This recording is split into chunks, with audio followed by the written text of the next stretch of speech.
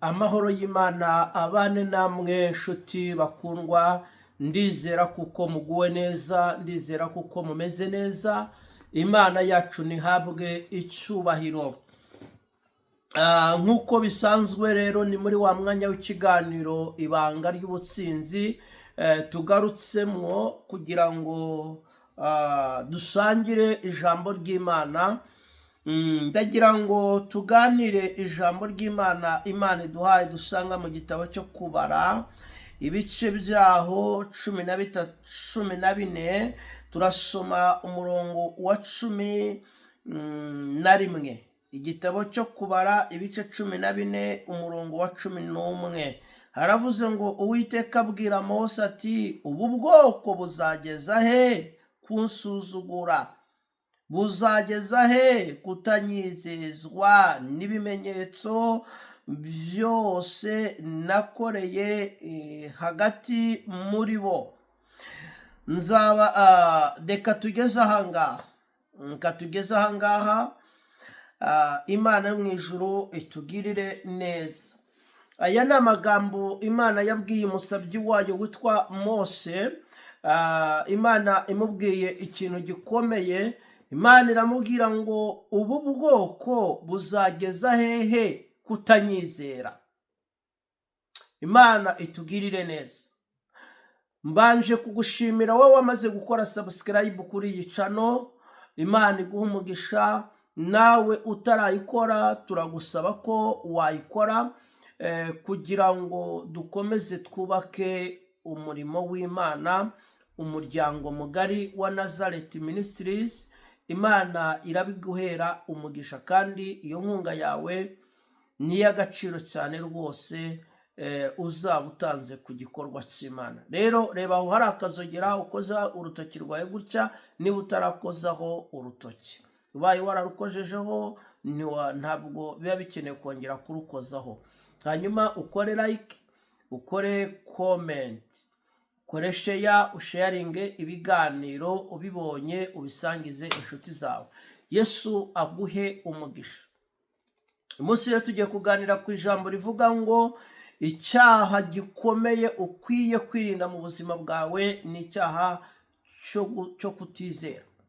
Ukwiye gukura ukutizera mu buzima bwawe, warangiza ukizera Imana, ukizera imirimo y'Imana, ukizera ibikorwa by'Imana, kuko Imana ntabwo yemera na gatoya umuntu utayizera. Iri ryari ikosa rikomeye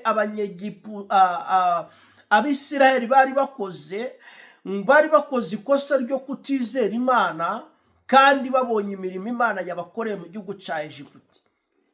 Imana yarabarwaniriye barayibona, Imana yarabatabaye bakura mu maboko ya Farawo barayibona.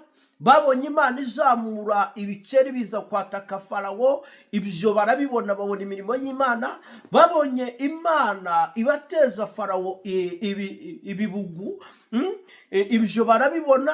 Babonye Imana ibakuzayo amaboko akomeye yayo, irabafata ibakura mu maboko ya Farawo, irabazana ibahetse.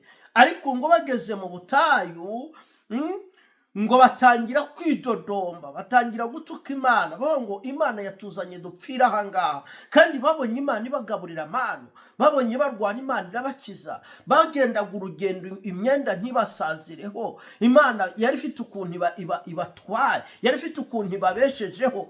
Nawe subiza amaso inyuma urebe imirimo y'Imana ku buzima bwawe. Subiza amaso inyuma urebe iby'Imana yakoze mu mibereho yawe.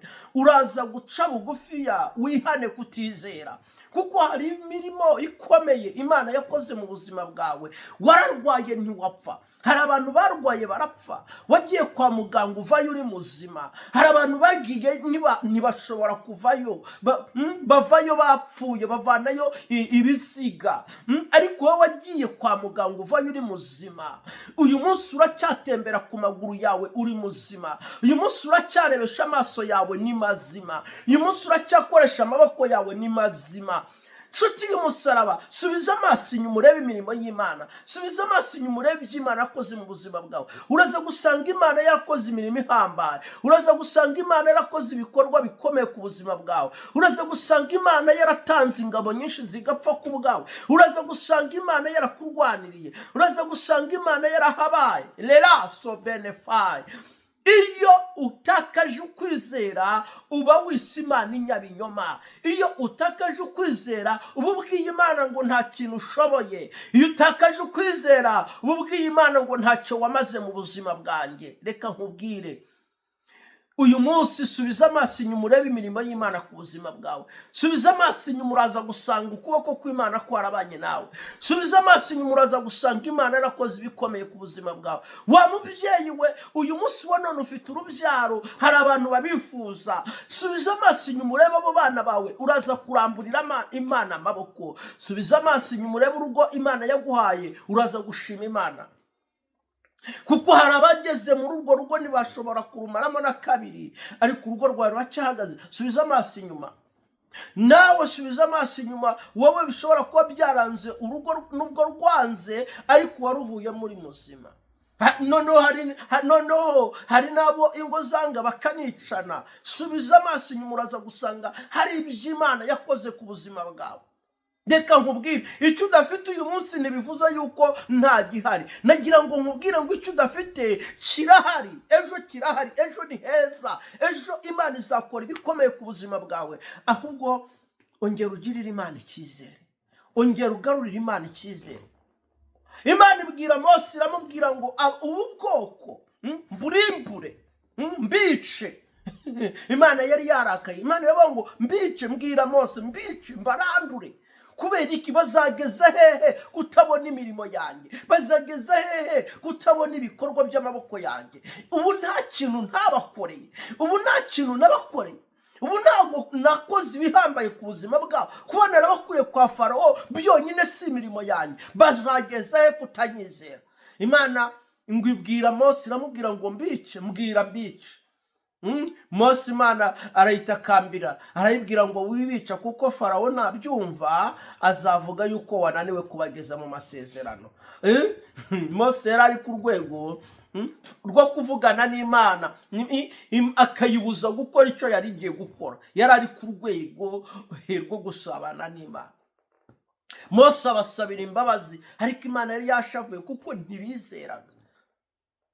Irinde icyaha cyo kutizera. Icyaha cyo kutizera ni icyaha kibi cyane, ariko ikintu kiri bugufashe kwizera, subiza amaso inyuma mu buzima bwawe, uraza gusanga Imana yarakoze ibikomeye ku buzima bwawe. Uraza gusanga hari imirimo ikomeye Imana yakoze mu mibereho yawe. Imana iguha umugisha, Imana ikugirire neza. Mana, ndagushimira ku bw'ubu butumwa nibugenda n'imbaraga zawe. Abantu basubiza amaso inyuma barebe ibyo wakoze mu buzima bwabo, baraza kongera bakwizere, baraza kongera bizezwe n'ibimenyetso n'ibitangaza. Senze gutyo nizeye izina rya Yesu Kristo Munyanazareti, amen.